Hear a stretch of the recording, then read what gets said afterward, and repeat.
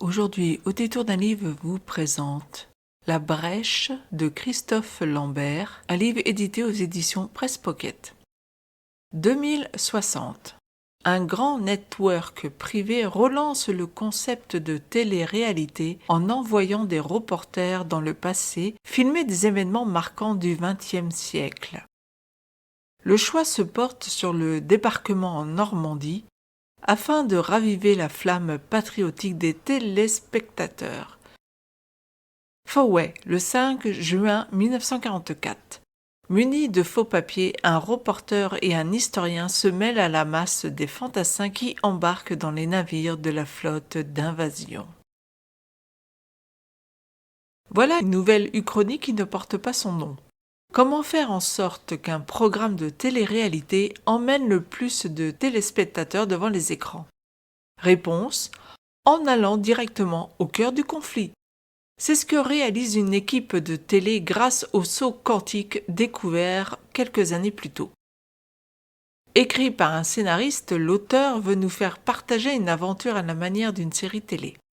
Phrases hachées, plans de cinéma indiqués s'alternent avec une écriture plus romanesque. Cela tombe à propos dans la plupart des situations, mettant en place deux situations justement bien distinctes. Celle vécue à travers le jeu télévisé et celle vécue par les téléspectateurs et les autres protagonistes.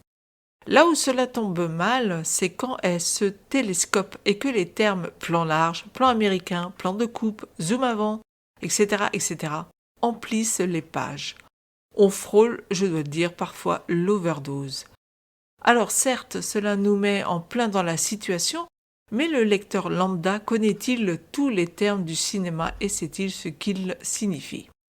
En dehors de cela, qu'en est-il de l'histoire en elle-même?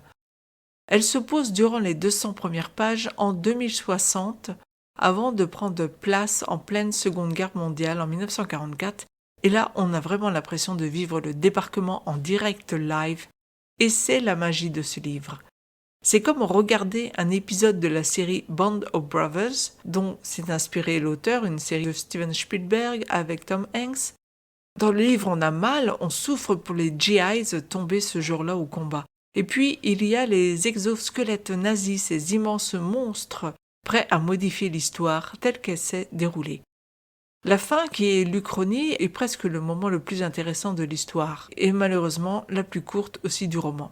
C'est dommage, parce que le ton, l'action y était, et qu'en pleine montée, pouf, nous voilà repartis en pleine descente, sans avoir atteint le point maximal.